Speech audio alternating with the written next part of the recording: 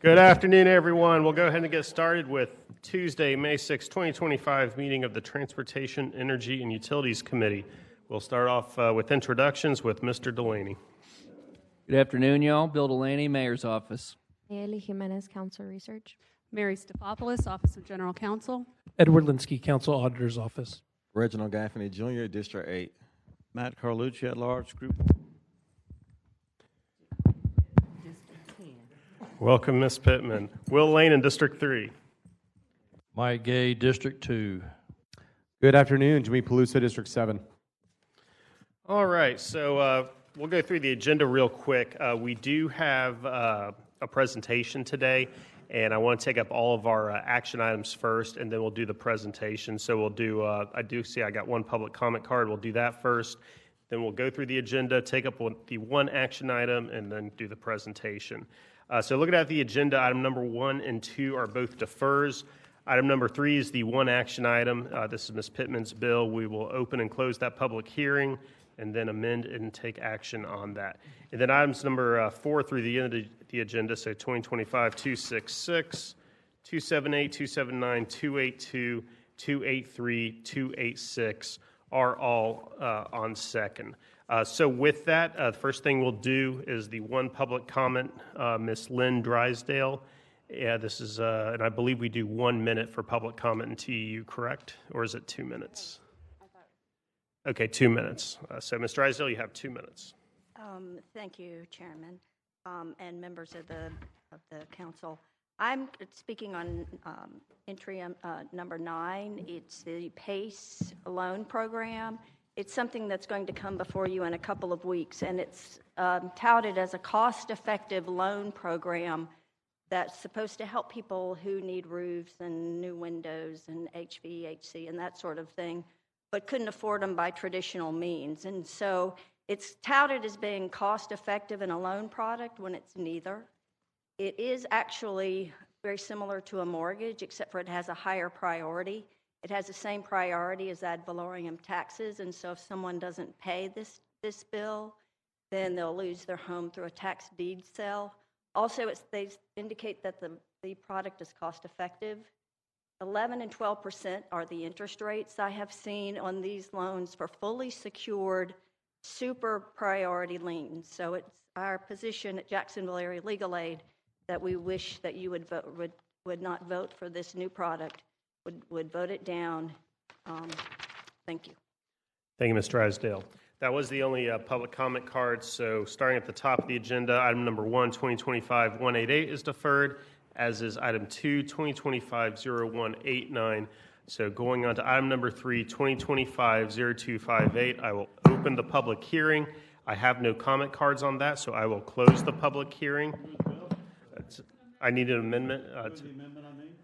I have a motion and a second on the amendment. Mr. Linsky, can you explain the amendment real quick?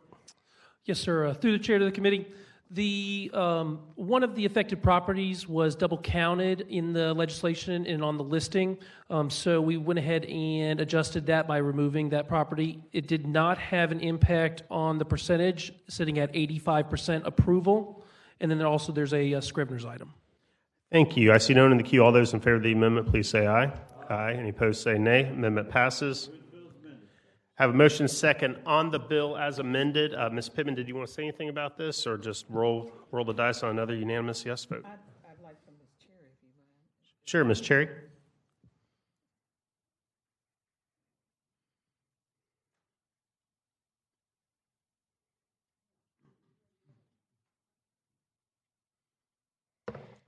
Good afternoon, Cherry Pollack, Office of General Counsel. This is an honorary street marker for Mr. Rule Sam Rock Davis. And as Mr. Linsky stated, it does have the 75% approval.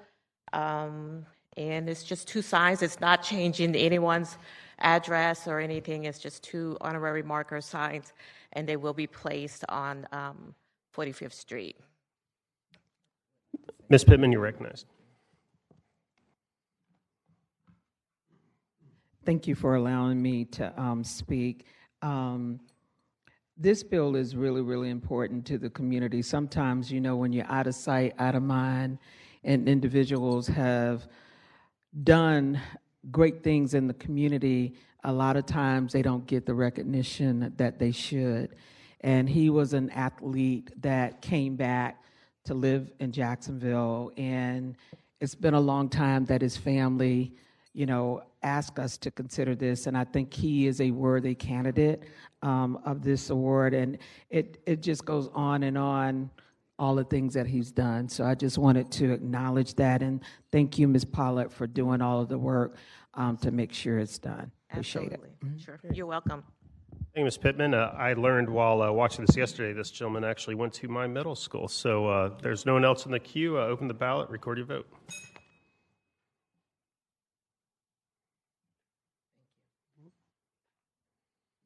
Six yeas, 0 nays. By our actions, we approve 2025-0258. And then, as I mentioned, items 4 through 9 are all on second read that we'll take up next committee meeting. So that is all the official business other than the presentation we have.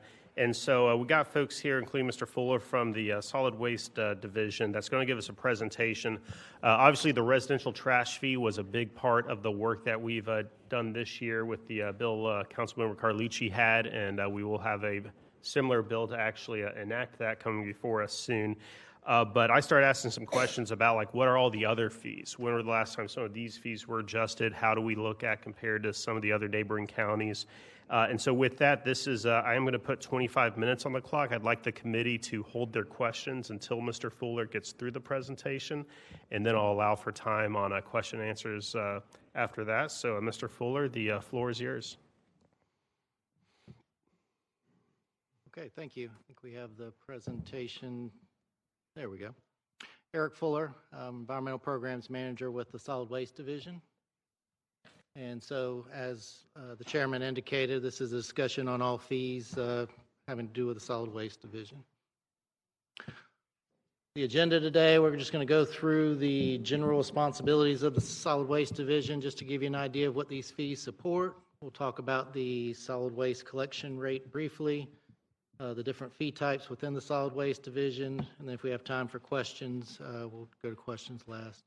Because there's been a robust discussion on the solid waste residential user fee, I have slides in the back for that if there's questions or review is needed, but that's not intended to be part of the main presentation.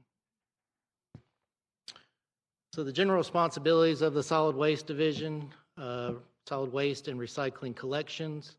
We do residential and small commercial premise collections. We have about 300,000 premises that we service. We do garbage and yard trash weekly. Recycling and bulk waste being in the Waste Pro area, is done every other week. Appliances and tires can be collected curbside by scheduling a collection by calling 630 City or by going online and entering an issue. We do over 300 million collection points per month, just to give you an idea of the volume of potential collection points. That's not to say that we have 3 million collections, because not everybody puts out yard trash every week, but that we have the possibility for over 3 million collections per month. There's a small area of downtown in which we do garbage collection 6 nights a week. Solid Waste Division also handles solid waste management. That's our Trail Ridge landfill. We also have closed landfills that have been filled that we take care of under a Department of Environmental Protection permit. We run the CON program, which is for private solid waste management facilities and Trail Ridge. The non-residential are commercial waste hauler agreements. Waste tire hauler's license, we issue those for those carrying more than 8 waste tires. We have our household hazardous waste facility. We have a stationary facility open Tuesday through Saturday from 8 to 5. We do about 8 to 10 remote collections throughout the county every year. We also do litter collection and illegal dumping. That's on city right-of-ways and city properties. And then we also run the contamination site assessment and remediation program. So this will be like our incinerator ash cleanups, properties such as the shipyards that may be contaminated, our fueling facilities where you fuel your vehicle that may be contaminated. We oversee the assessment and remediation of those properties. It's just a brief snapshot of our success rate of collections. This is from our transparency dashboard.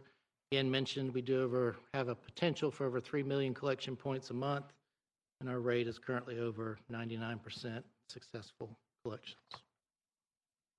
These will be the fees that we're going to be talking about today: the landfill tipping fee, commercial user fee, franchise fee, host fees, C&D permit fee, hazardous waste fee, application fee, and again, residential user fee is there if anyone wants to go through that.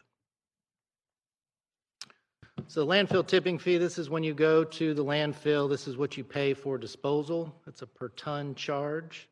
The city of Jacksonville owns the landfill and it's operated under contract through an entity of waste management. The tipping fee amounts are set in Ordinance Code 380.303. The amount you pay is based on the type of material disposed. Host fee, which we'll discuss later in the presentation, is embedded within that tipping fee. And just some examples of various disposal rates. So a residential curbside waste, that's $29.93 per ton. That's an internal charge, what's collected curbside. Our non-residential waste or a commercial rate, $30.30. Our C&D, construction and demolition debris, is $22.71. Now that's lower because it doesn't have the host fee embedded in that, and we'll talk about that a little bit later.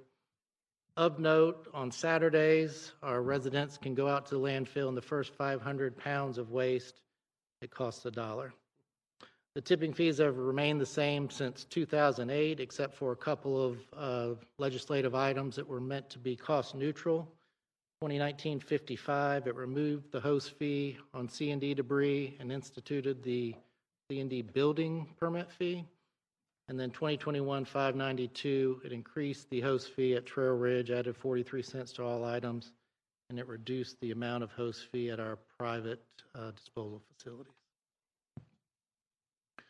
This is an example of other counties' disposal rates. This is taken from a 2023 report from the Florida Department of Environmental Protection. I didn't list all 67 counties here. I just picked some close by to us in the larger counties.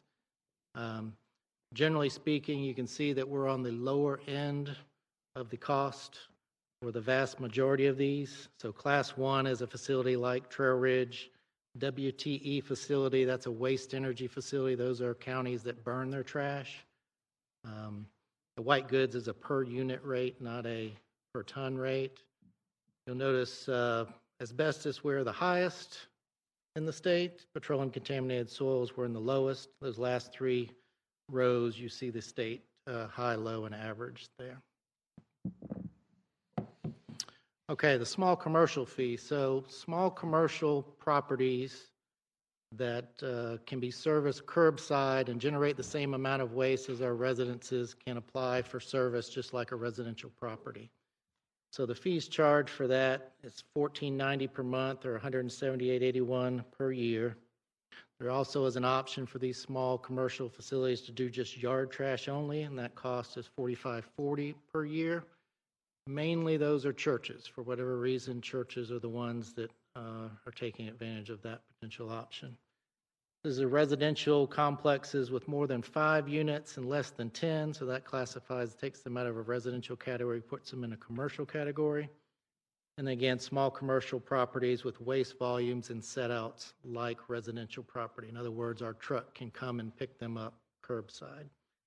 This rate was initially set in 1996 under that legislation shown at $172.49. It was slightly increased, best I can determine, around 2013 to $178.81. We have about 2,326 customers of these types, and of that 2,396 are the yard trash only. What you see down there at the bottom is the code language, which basically says it's the intent of the council to fix the cost for this service at an annual rate of compensation similar to that of the residential. So since we just went through, the council auditors did a review of the residential collections, we pay our haulers the same amount as if they're collecting from a residential property. So given the recent analysis of the residential user fee and our rates, this fee is not currently covering our costs.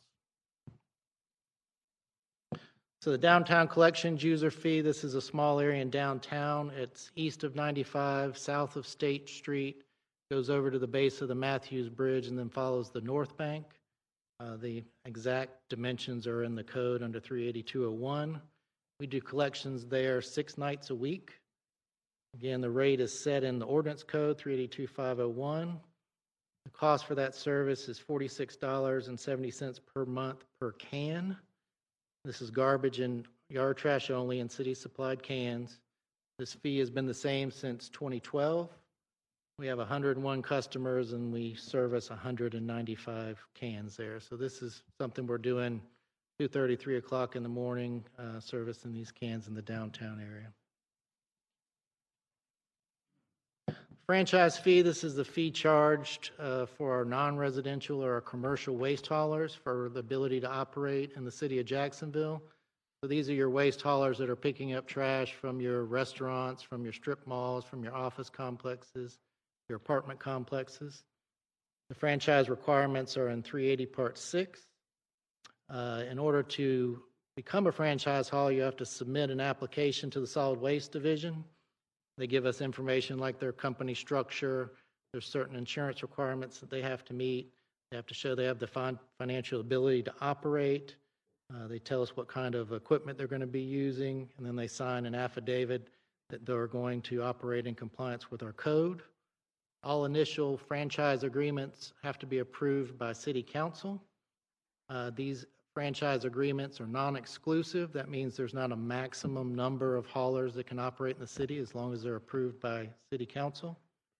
We have a franchise fee of 17% of their gross receipts, so we charge 17% of what it takes for them to collect, transport, and dispose of waste.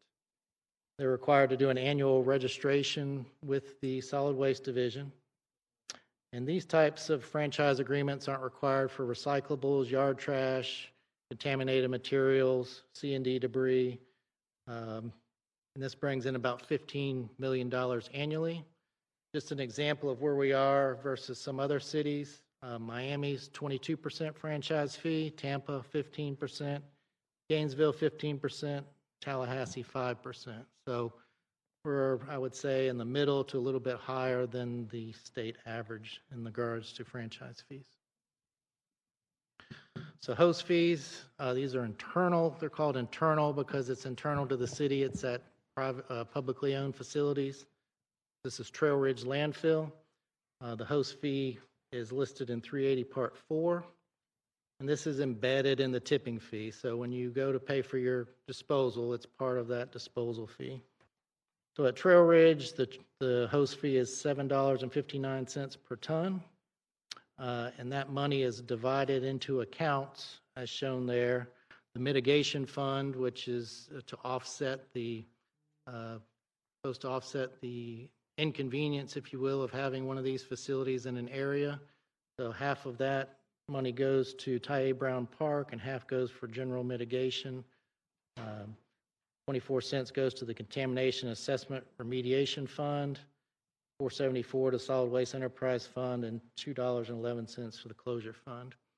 And again, because of the C&D debris permit fee, there isn't a fee charged on C&D debris, a host fee charged on C&D debris generated within the city. External host fees, so this is called external or non-class 1 because these are private facilities. So it's a fee charged to all materials that's disposed that goes through a private solid waste management facility. This is outlined in Ordinance Code 380 Part 4. Depending on the type of facility will depend on how much the host fee is. So biomedical, sterilization, and regulated waste facilities such as Stericycle, facilities that have a Class 1 waiver, that host fee is $7.16 per ton. And that money is deposited into the same types of accounts as Trail Ridge, Mitigation Fund, Contamination Fund, Enterprise Fund, and the Closure Fund. For Class 3 facilities like Otis Road Landfill and C&D debris facilities like Old Kings Road, that charge is 74 cents per ton, and they are only charged host fees that relate to the Mitigation Fund and the Contamination Assessment Fund. And same as the internal fund, because of the building permit fee, there is no host fee charged on C&D debris generated within the city. The construction and demolition debris permit fees, this came out of a recommendation through the Special Committee on Solid Waste years ago. And this is a fee charge for certain building permits to account for C&D debris generated during construction activities. It was created under Ordinance 2019-55, and again, it replaces the host fee paid on C&D debris generated in the city. So you're paying a fee when you get a permit, and you don't have to pay a fee when you go to the local landfill for disposal. You'll see some examples of the permit fees and what those rates are. The revenues generated from the C&D debris permit fees go into those same host fee funds. So the enterprise fund, contamination fund, landfill closure fund, and mitigation funds. And it's allocated based on the amount of C&D generated in the whole city by the varying facilities. Hazardous waste fee, as mentioned, we have a stationary household hazardous waste facility at 2675 Commonwealth. That's just west of Commonwealth and McDuff. It's open Tuesday through Saturday, 8 to 5. If you are a commercial facility that's called a very small quantity generator, if you generate less than 220 pounds per month of hazardous waste, you can bring your flammable liquids or your fuel blendable materials and latex paint to this facility, and we'll charge you $4.25 per gallon for the flammable materials, $1.25 per gallon for the latex paint. The maximum of 27 gallons per material type.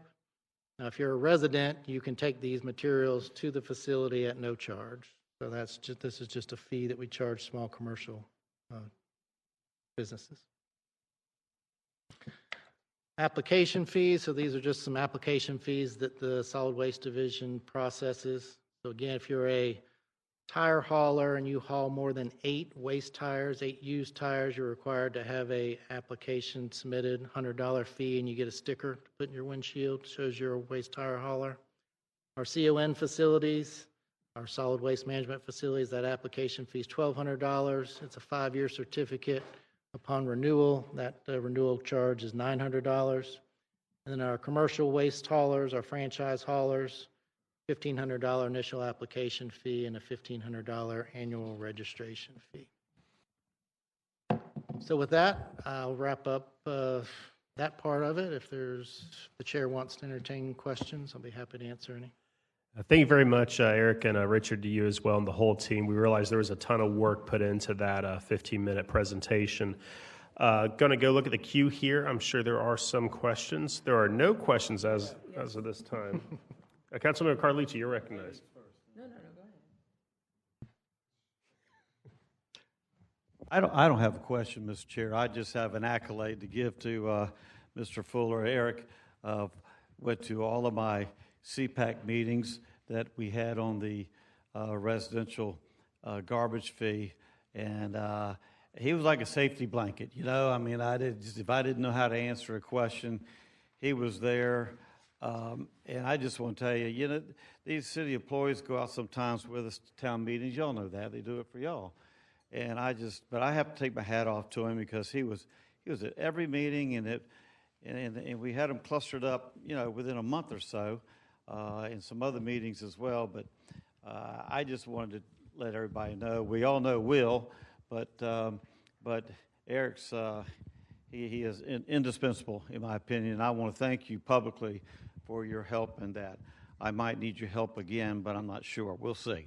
But thank you, Mr. Fuller. I appreciate it, sir. Yes, sir. Thank you. Thank you, Councilwoman Pittman.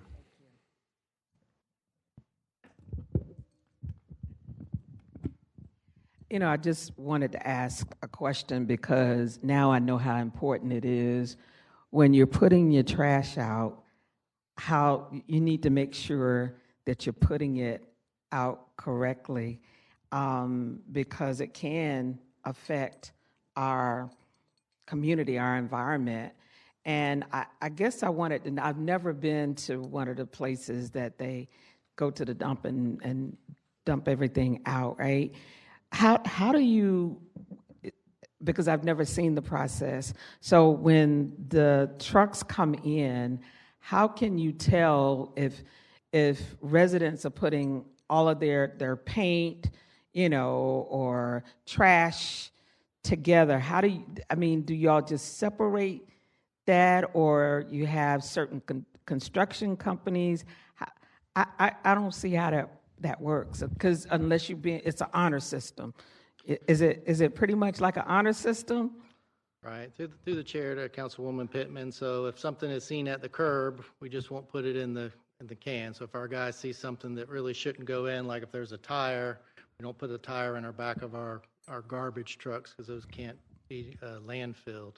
That's a special collection. But so if our guys see some flammable materials, gas cans or whatever, that just doesn't go in the truck. When it gets to the solid waste facility, they're supposed to, we have the ability to look in the back of a truck, or at some facilities they have cameras overhead, or sometimes it's not until it gets to the landfill where it's dumped out of the truck, and then we identify it when it's on the ground, and then can pull it out and separate it and dispose of it properly. So it's really important for us to educate our residents what should and shouldn't go into the trash, and then on the honor system that they follow those rules, and then we do our best to segregate it once it hits the ground.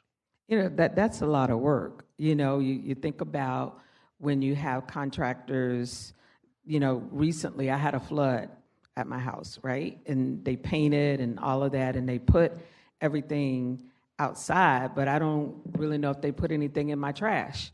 You know what I mean? Like a paint can or a trim can. And you don't know until I guess when you know better, you do better. I'll say that.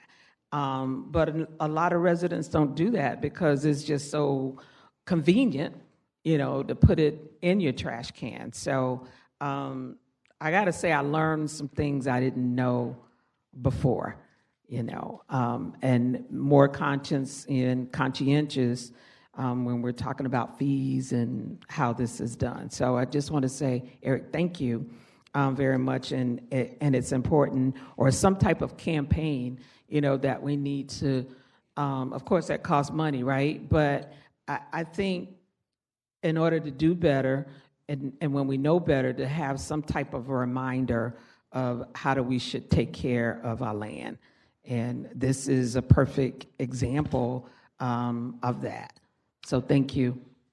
Yes, ma'am, and that's why we have these facilities. That's why we have the household hazardous waste facility and the road collections, to make it easier for our residents to properly dispose of it. And that's why we have curbside tire collections, to keep that out of the general trash. So there's reasons why we have that, and that's to keep these materials out of the landfill. Yes, ma'am.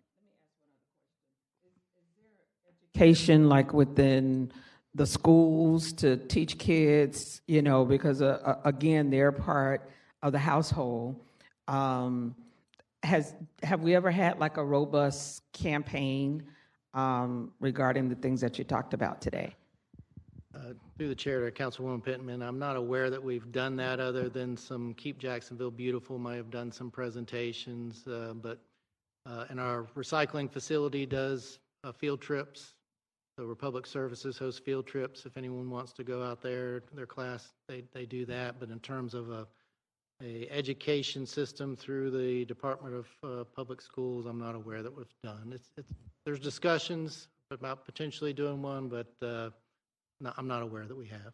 Have any of my colleagues ever been out to the landfills? Okay, all right. Okay, thanks. I need to come. Thank you. Anytime. Councilmember Peluso, and then I'll wrap it up with a few things. Thank you, Chair. Yeah, that's where I get all my clothes, is the landfill. There's nobody else, because it's free stuff. Thank you so much for this presentation. It was fantastic. It's exactly what we need to hear, especially in this committee. So one of my questions, especially as I look at the tipping fees, right, and you see the comparables between us and similar counties of our side, and then adjacent counties, right? So Clay County and St. John's in particular, much smaller counties than ours, yet their tipping fees are vastly higher. So one of my first questions is, are we seeing people from those counties coming into our county to use our landfill because it's substantially cheaper? If you look at the out-of-county number, it's the exact same as our Class 1. So can you kind of speak to that? Am I onto something? Sure. Through the chair to Councilmember Peluso. So St. Johns County takes their trash. It goes through a transfer station up to Georgia, Chester Island, Georgia. There was a time in the early 2000s where it was going to Pearl Ridge, but all out-of-county waste has to be given permission to dump. So we have a very less than, I think, 2% of waste that we receive is from outside the county. So we understand it's the intent for Trail Ridge to be used by the citizens of Duval County. And so there's not like municipalities that are bringing waste into our system, and they would have to have approval before they could do so. That doesn't mean that occasional mom and pop doesn't bring a load from Baker County or around, but the overwhelming majority of materials we accept at Trail Ridge is from Duval County. So the cost of St. John's, why it's substantially higher, is probably because they're driving it up to Georgia? I mean, I know you might not know, but that's kind of what I'm thinking. Wow, that's actually really interesting. All right. Go ahead. Not every county or city has their own landfill. Some of them have regional agreements where they go to a regional landfill. You might have multi-county agreements to go to one facility like New River Landfill. Just to the west of us is a multi-county agreement. So we are lucky that we have our own facility, and I think it's been indicated that that's the intent for that to be mainly for the use of our county citizens. No, that's genuinely fascinating. That is something I definitely did not consider. All right, interesting. What all that to say, I mean, you're still seeing that the Duval County in general is substantially less than even I assume like Hillsborough is similar to us, and Orange County and Pinellas, right? All of which, are these counties that have these relatively medium-sized cities, right? Which we're kind of in that same category, and they all seem to be having a higher number than ours. Back in 2008, our city population was probably about 850,000, give or take. As of now, we're well over 1 million. And it's just a matter of, is that 2008 number of $30.30, is that probably appropriate, or is that something that we should probably be looking at? Do you have an opinion on that, or are you about to say, hey, policy decisions are I'll just be neutral on that. us? I'll just say that our rate hasn't changed since 2008, and obviously costs and expenses have gone up since then. Okay. Our contract with Waste Management, they do get a CPI escalator on how much they charge us, and of course, materials have gone up, so that may be something to look at. Are we breaking even on the amount of on these fees, or are we having to supplant it with general fund dollars? Do we know that? I don't have an answer to that. There's so many different variables that go into the cost of disposal, and it hasn't been those details haven't been looked at closely to give you an accurate answer at this time. Mr. Linsky, through the chair to Mr. Linsky, would you happen to kind of know that offhand? No? Okay. You're shaking your head no. Through the chair to Councilmember Peluso, that's something I can definitely look into and get the information to you off mic. It would just be interesting. We're breaking even on it. Other than that, Chair, I mean, yeah, for one, I genuinely appreciate you doing this for this committee. I think it is important for us to take a look at and for us to always make sure we're right-sizing exactly where we need to be. We don't want to be caught off guard. We quite literally were this past year with the fee. And when you are caught off guard, now you have to increase the fee to a higher number than you probably could have done if you had just slowly done it over the years. And so it's in the best interest, I think, of the taxpayer and our residents that we really find out, what makes sense. But thank you so much. Thank you for putting this together. Thank you. And Councilmember Peluso, I'd argue we weren't caught off guard. We just took action on it because it had been steadily growing through the years. And, thank you. Okay, so I just got a couple comments here. First off, again, slide 4, it's amazing in a city of 1 million people that 0.15% is our miss rate. So again, Councilman Carlucci and a lot of us have said that we never hear about the 99.85% of the time that you successfully collect trash, both our own folks, Waste Pro, Meridian, and then of course Waste Management at the landfill. So just kudos to everyone involved. I knew very little about trash, but it is one of the most complex and logistically challenging functions that we as a city have to execute. Did want to point out a few things on the fees, and the whole reason, and I talked a lot about this during the residential trash fee conversation, if a fee is not covering the true cost, we're still paying for it. It's just getting subsidized out of the general fund by our entire tax base. So that's why on a lot of these, I want to make sure that when someone is paying for a service provided, what they are getting for that individual service truly is covering the cost of it. So a couple follow-up questions here. Specific to the C&D fee, My understanding back in 2019, we made it to where if you pull a building permit, there's a cost that's built into that building permit to allow you to pay that cost, which is now $22.71 per ton when you go and drop off that C&D trash at the landfill. To Councilmember Peluso's point, Clay County charges $76 and St. John's charges $64. Do they pay a different price if they come into Duval because they wouldn't have a Duval County building permit? Are they paying a different price, or are they also paying that $22.71? Yes, sir. So through the chair, or to the chair, so correct, the building permit fee, because it's issued for City of Jacksonville permits, if the C&D debris is generated within the city, it doesn't pay a host fee, so it pays the $22.71. If it's from outside of the city, then they would pay the $30.30 per ton rate. It's not shown on the slides, but it's the $22.71 plus the $7.59 host fee. So okay, so that makes you feel a little better. They're not also getting what is essentially a discounted rate because of the legislation we passed on the building permit fee. Okay, gotcha. One other thing, or two other things, to Mr. Delaney. I know that the administration was looking at a lot of fees that haven't been updated in a while. We talked about fees that haven't been changed since 2008, 2012, a few other years. Are any of the fees that we discussed today something that the administration is actively looking at, to Councilmember Peluso's point, to see if we truly are breaking even on the fees that are being charged? To the chair, yes, at least a few of these are ones that are being actively looked at right now. Okay, thank you. And then to Mr. Linsky, we could talk about this more in the coming weeks. I think it'd be nice, kind of the next iteration of this, is to see what the actual annual revenue amount is. Because we mentioned the franchise fee, that sounds like a big one. That's $15 million. The residential fee we knew was a huge total number as well. But then there's the downtown thing. I think it said there's 102 customers. That's clearly not a big revenue stream from this associated fee. So maybe just going through this, we can try to figure out, okay, where are the big fees that we have with these other non-residential trash fees, to kind of just size it up to see if there is an opportunity that we really want to have a deep dive to look at this to see if it really is a self-balancing fee or if it's getting subsidized out of the general fund. That's all I had. I do see no other speakers. So with that, thanks again for coming down here, and hopefully this has some good conversations to follow up on. We are done with official business. I know Councilmember Carlucci, I see you in the queue. You had something you want to say? Yes, sir. Since this committee plays an integral part in the solid waste fee that we'll be voting on the 27th, I just wanted to give a recap as to what happened. So with the first bill that we passed, we set the rate, and then that bill also authorized the mayor's office to send everybody that receives that fee a notice that the fee is being adjusted and changed, or proposed to be changed. And it also, the first bill puts into place a public hearing that we'll have at our next council meeting on the 13th, and then there'll be another public hearing on the 14th during our council meeting.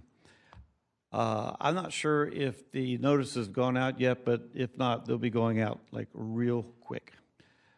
And then so on the 27th, we'll have the public hearing, and then after the public hearing, then we'll need to be prepared to vote. So I just wanted everybody on this committee to be aware of that. And I want to thank everybody for their help. I want to thank, in the sunshine, I want to be able to tell Councilman Landon I appreciate his support and for his co-sponsoring or co-introducing that meant a lot to me.